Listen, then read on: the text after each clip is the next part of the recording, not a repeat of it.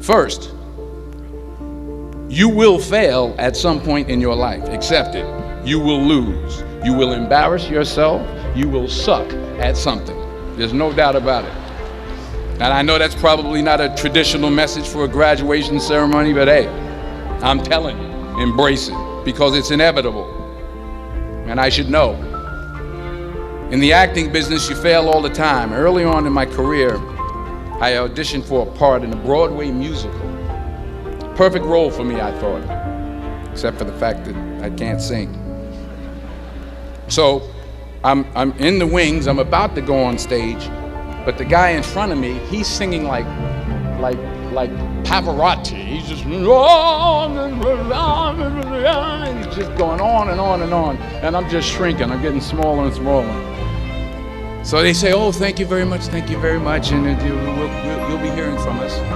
So I come out with my little sheet music, and it was Just My Imagination by the Temptations. That's what I came up with. So I hand it to the accompanist, and she looks at it and looks at me and looks out at the director and was like, all right. So I start, I'm gonna sing. I'm like, it's just my imagination once again, and then coming away with me. And I'm not saying anything, so I'm thinking I'm getting better. So I start getting into it.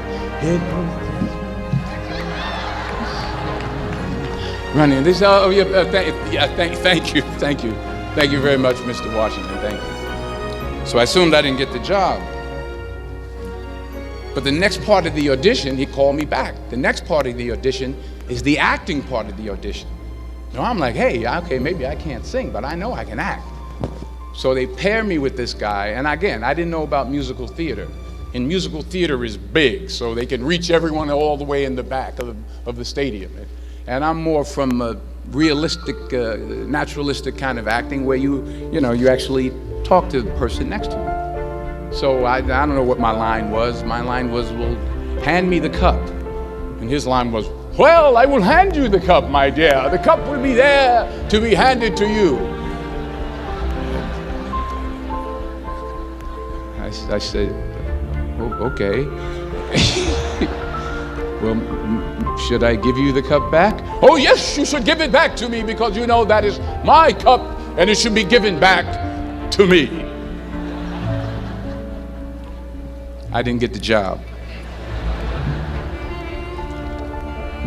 But here's the thing. I didn't quit. I didn't fall back. I walked out of there to prepare for the next audition, and the next audition, and the next audition. I prayed. I prayed. And I prayed. But I continued to fail and fail and fail. But it didn't matter, because you know what? There's an old saying, you hang around the barbershop long enough, sooner or later you're going to get a haircut. So you will catch a break, and I did catch a break. Last year, I did a play called Fences on Broadway. Someone talked about it. Won the Tony Award. And I didn't have to sing, by the way. But here's the kicker. It was at the Court Theater. It was at the same theater that I failed that first audition 30 years prior.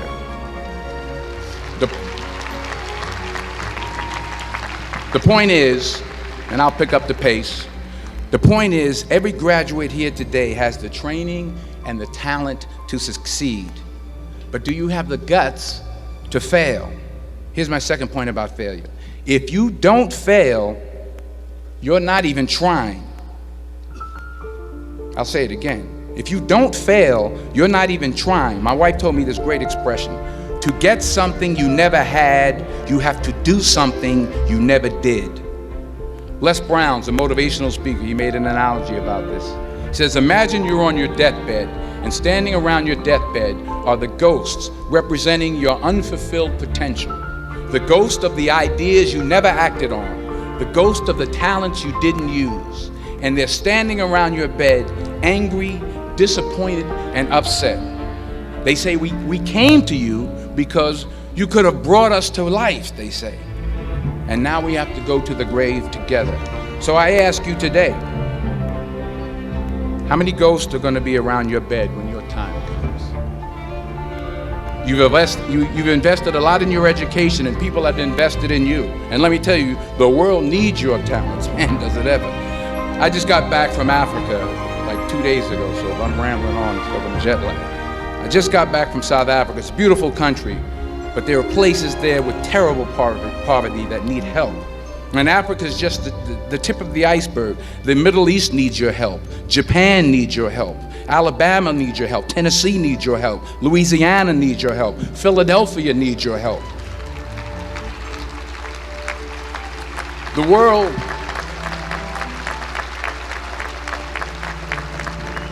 world needs a lot, and we need it from you.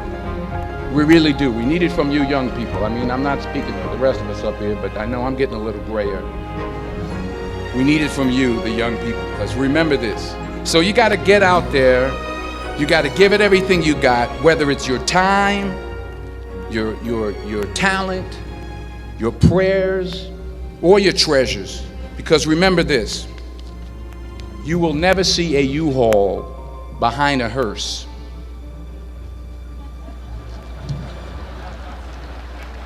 I'll say it again. You will never see a U-Haul behind a hearse. You can't take it with you. The Egyptians tried it, and all they got was robbed. So the question is, what are you going to do with what you have? I'm not talking about how much you have.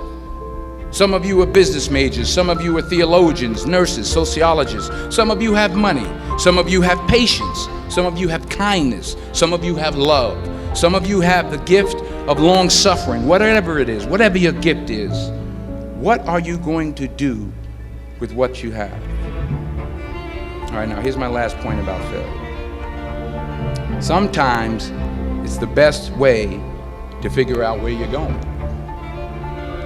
Your life will never be a straight path.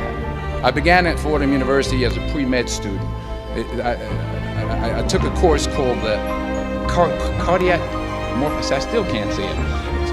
Cardiac morphogenesis. I couldn't read it. I couldn't say it. I sure couldn't pass it. So then I decided to go into pre-law, then journalism.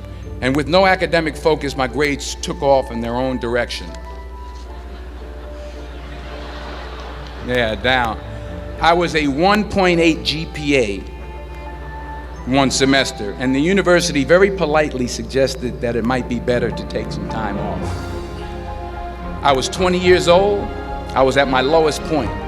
And then one day, and I remember the exact day, March 27th, 1975, I was helping my mother in her beauty shop. My mother owned a beauty shop up in Mount Vernon. And there was this older woman who was considered one of the elders in the town. And I didn't know her personally, but I was looking in the mirror, and every time I looked at the mirror, I could see her behind me, and she was staring at me. She just kept looking at me. Every time I looked at her, she kept giving me these strange looks. So she finally took the dryer off her head and she said something I'll never forget. First of all, she said, "Somebody give me a piece of paper. Give me a piece of paper." She said, "Young boy, I have a prophecy, a spiritual prophecy." She said, "You are going to travel the world and speak to millions of people." Now mind you, I'm 20 years old, I'm flunked out of school. In fact, like a wise ass, I'm thinking to myself, maybe she's got something in that crystal ball about me getting back into school next fall. But maybe she was onto something, because later that summer, while working as a counselor at the YMCA camp in Connecticut, we put on a talent show for the campers. And after the show, another counselor came up to me and asked, "Have you ever thought about acting? You're good at that."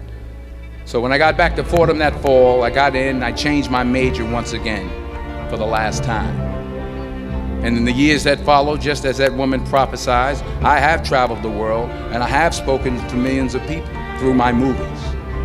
Millions who up till this day couldn't see me, who up till this day I couldn't see while I was talking to them, and they couldn't see me, they could only see the movie. They couldn't see the real me. But I see you today, and I'm encouraged by what I see, and I'm strengthened by what I see, and I love what I see.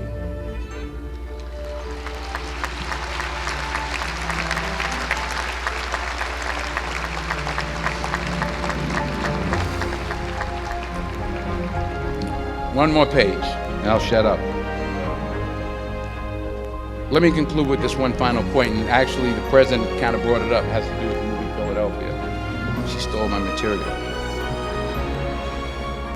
Many years ago, I did this movie called Philadelphia. We filmed some of the scenes right here on campus. Philadelphia came out in 1993. Most of you were probably still in diapers. Some of the professors too. But that cracked me up. But it was a good movie. Rent it on Netflix. It's a good movie. Rent it. I get 23 cents every time you rent it. Please, rent it. True. Parents up there, rent it. Netflix, please. Tell your friends too. It's about a man played by Tom Hanks who's fired from his law firm because he has AIDS. He wants to sue the firm, but no one's willing to represent him until a homophobic ambulance chaser lawyer, played by yours truly, takes on the case. In a way, if you watch the movie, you'll see everything I'm talking about today. You'll see what I mean about taking risk or being willing to fail. Because taking risk is not just about going for a job. It's also about knowing what you know and what you don't know. It's about being open to people and to ideas. In the course of the film, the character I play begins to take small steps, small risks. He very, very, very slowly begins to overcome his fears. And I feel ultimately his heart becomes flooded with love. And I can't think of a better message as we send you off today. To not only take risks, but to be open to life, to accept new views, and to be open to new opinions. To be willing to speak at a commencement at one of the best universities in the country, even though you're scared stiff. While it may be frightening, it will also be rewarding. Because the chances you take, the people you meet, the people you love, the faith that you have, that's what's going to define you. So members of the class of 2011, this is your mission. When you leave the friendly confines of Philly, never be discouraged, never hold back, give everything you got. And when you fall throughout life, and maybe even tonight after a few many glasses of champagne, remember this: fall forward.